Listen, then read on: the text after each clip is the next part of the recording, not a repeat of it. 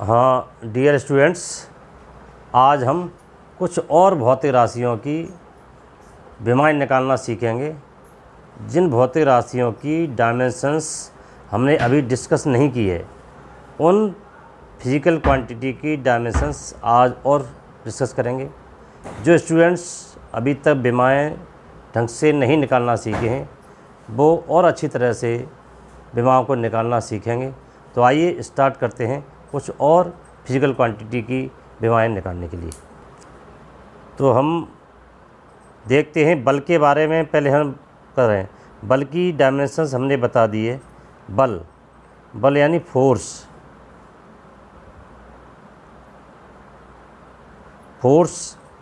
Equal to होता है ma, यानी द्रव्यमान इनटू त्वरण। और बल की डायमेंशंस निकालने के लिए द्रव्यमान इनटू त्वरण, और द्रव्यमान की डायमेंशंस होती है m और त्वरण की डायमेंशंस होती है L-T-2। तो बल की विमा हो जाती है mL-T-2।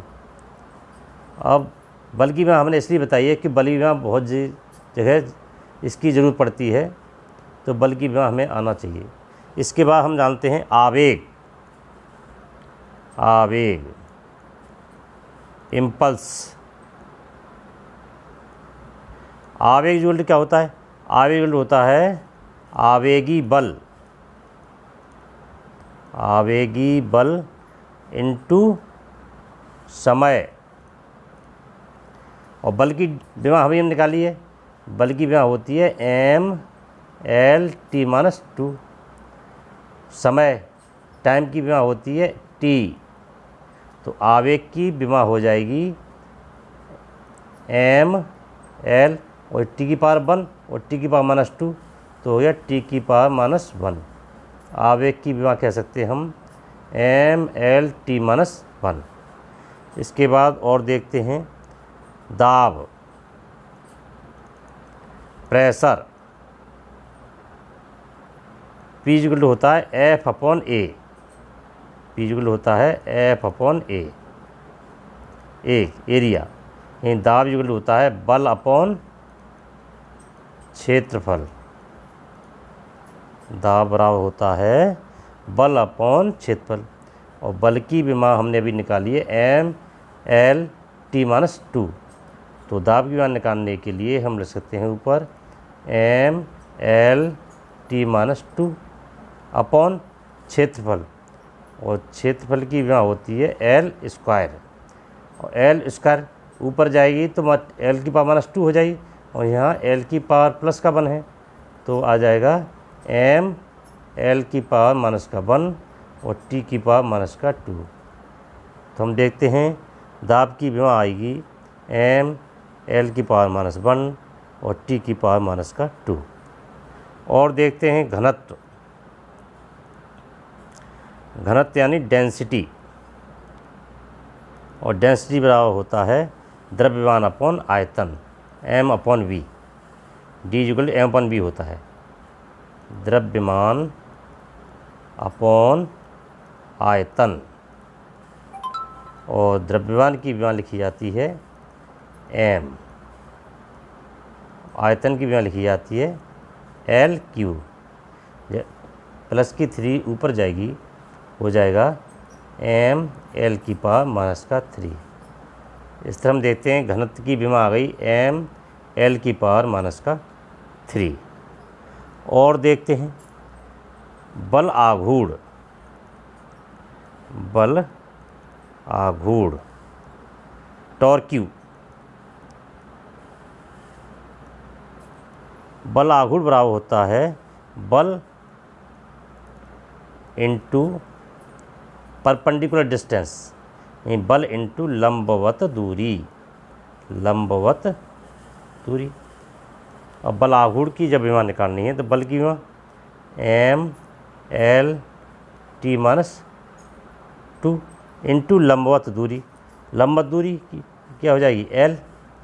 तो बल आघूर्ण की विमा हो जाएगी L की पावर 1, L की पावर 1, तो हो जाएगा mL² और t की पावर -2।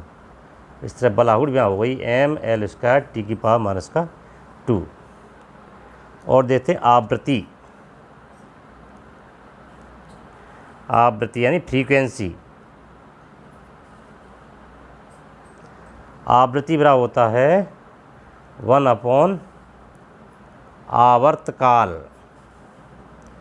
आवर्तकाल क्यों? ये टाइम है, एक पूरा आवर्त करने में जो समय लगता है उसे आवर्तकाल कहते हैं।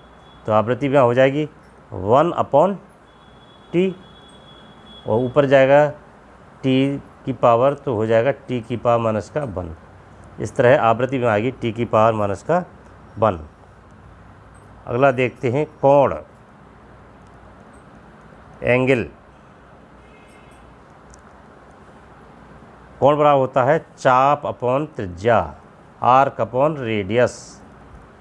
चाप अपॉन त्रिज्या, और चाप की डायमेंशंस होती है, चाप की डायमेंशन होती है एल।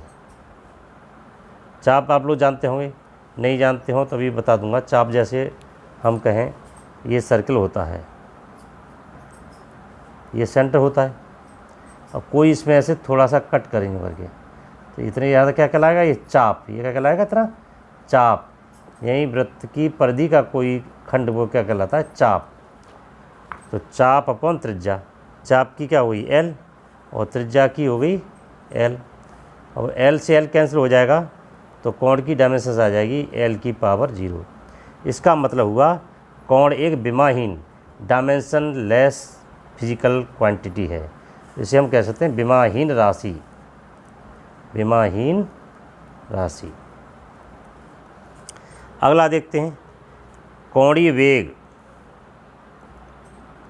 कोणीय वेग, कोणीय वेग बराबर होता है, कोणीय वेग इक्वल टू होता है कोण अपॉन समय।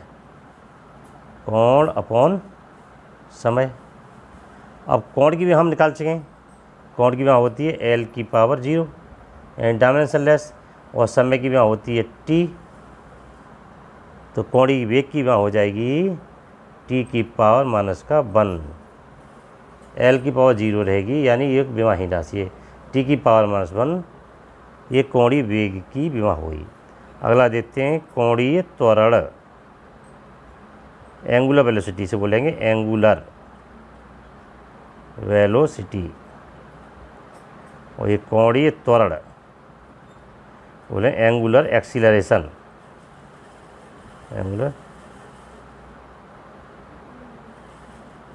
Angular acceleration. तो कोणीय त्वरण बराबर होता है कोणीय वेग। कोणीय वेग अपॉन समय। और कोणीय वेग की भी हमने निकाली अभी टी की पावर -1। तो लेकिन टी की पावर -1 अपॉन समय की डायमेंशन टी। ये हो जाएगी, टी ऊपर जाएगा तो क्या हो जाएगा? टी की पावर -2। ये हो गया कोणीय त्वरण की विमा। इसके बाद और हम देखते हैं कोणीय त्वरण के बाद अगली फिजिकल क्वांटिटी देखते हैं, जड़त्व आघूर्ण। जड़त्व आघूर्ण बराबर क्या होता है?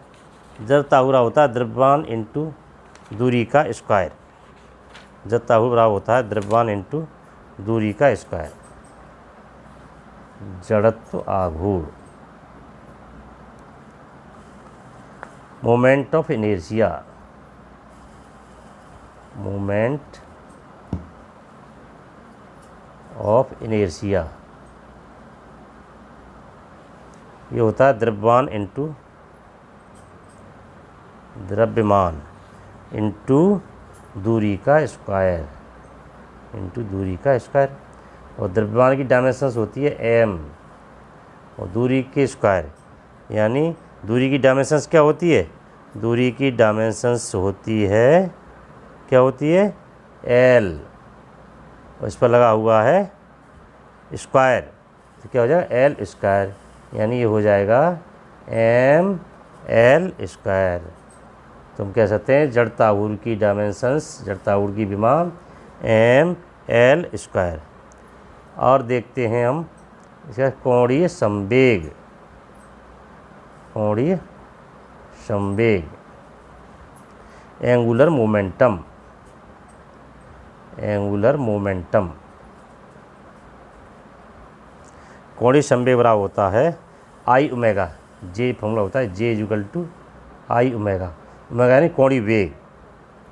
तो जैसे कोणीय संवेग बराबर लिख सकते हैं जड़त्व आघूर्ण, जड़त्व आघूर्ण इंटू कोणीय वेग, इंटू कोणीय वेग।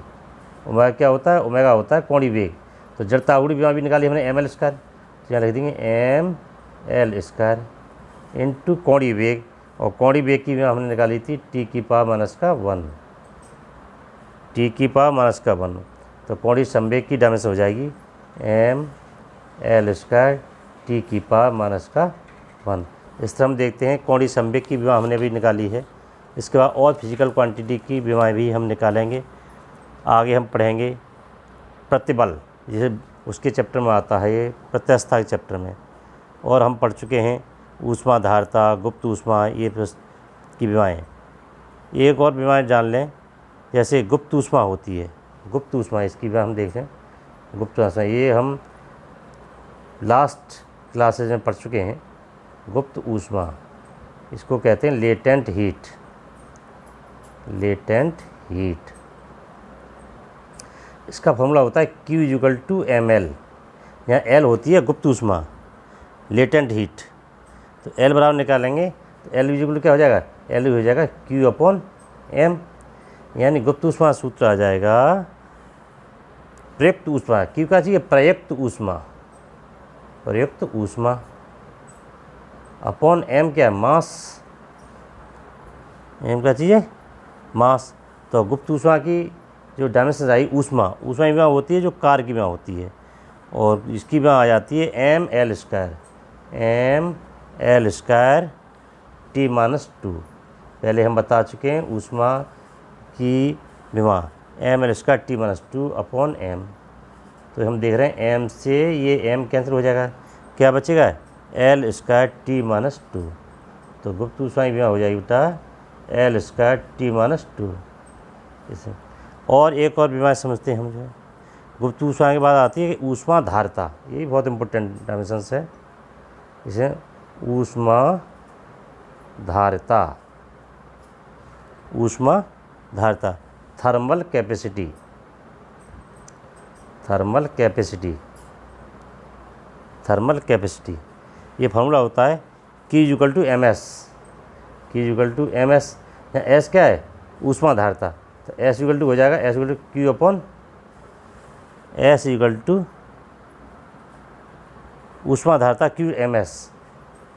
यानी एस क्या चीज़ होती है विशिष्ट ऊष्मा, एस बराबर क्या होती है विशिष्ट ऊष्मा, और एम होता है द्रव्यमान, और यहाँ पर ऊष्मा धारता Q equal to M S. तो यहाँ पर हम एस की विशिष्ट ऊष्मा की नहीं निकाल रहे, ये हम निकालेंगे ऊष्मा धारता Q की। तो Q इक्वल टू हो जाएगा ऊष्मा धारता यानी ऊष्मा द्रव्यमान इंटू विशिष्ट ऊष्मा, एम क्या है द्रव्यमान,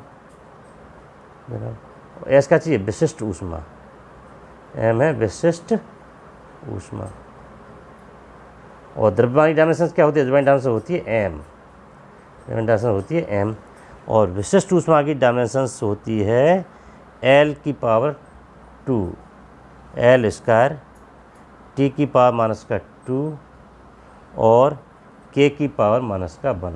ये हमने पिछले वीडियोज में दिखाया था एम। तो ये डायमेंशंस आ जाएगी ऊष्मा धारता की एम एल स्क्वायर टी की पावर माइनस का 2 और के की पावर माइनस का 1। तो हम देख रहे हैं ऊष्मा धारता की dimensions M L square T की पावर माइनस का 2 के की पावर माइनस का 1। तो इस तरह से ये बीमारी हम निकाल लेंगे। एक और बीमारी निकालते हैं पृष्ठ तनाव, सरफेस टेंशन, पृष्ठ तनाव, सरफेस टेंशन, पृष्ठ तनाव। और पृष्ठ तनाव का फॉर्मूला क्या होता है बल अपॉन लंबाई, T equal to F upon L होता है, बल अपॉन लंबाई। और बल की डायमेंशंस क्या होती है, बल की डायमेंशंस हमने अभी निकलवाई थी पृष्ठ तनाव के लिए। बल वाला M L T minus 2, M L T minus का 2। लंबाई की डायमेंशंस एल, और भाई एल से ये एल कैंसिल हो जाएगा, एल से एल कैंसिल हो जाएगा, क्या बचेगा एम टी माइनस टू, क्या बचेगा एम टी माइनस का टू। तो इस तरह ये आ गई पृष्ठ तनाव की विमा, पृष्ठ तनाव की विमा। एक और विमा जान लें, जैसे प्रतिबल, प्रतिबल ये हालांकि हम जो प्रत्यास्थता वाले चैप्टर पढ़ेंगे, प्रतिबल इसको बोलते हैं स्ट्रेस। इसका भी वही है, प्रतिबल होता है बल अपॉन लंबाई, प्रतिबल इक्वल टू बल अपॉन क्षेत्रफल, सॉरी बल अपॉन क्षेत्रफल। P equal to F upon A होता है, P equal to F upon A, बल अपॉन क्षेत्रफल। और बल की डायमेंशन होती है एम एल टी की पावर माइनस का टू, और क्षेत्रफल की डायमेंशन होती है एल स्क्वायर। तो प्रतिबल की डायमेंशन आ जाएगी एम एल की पावर माइनस वन और टी की पावर माइनस का टू। ये प्रतिबल की डायमेंशन आ गई एम एल की पावर माइनस वन और टी की पावर माइनस का टू। इस तरह प्यारे छात्र हम देख रहे हैं, ये कुछ और विमा हैं जो बहुत इंपॉर्टेंट हैं, इनको आप लोग याद रखेंगे और निकालने का तरीका जैसे मैंने बताया वैसे सीखने करेंगे। उम्मीद करता हूँ ये विमाएँ आपके समझ आई होंगी और ये सब समझने की कोशिश करेंगे। बहुत बहुत धन्यवाद।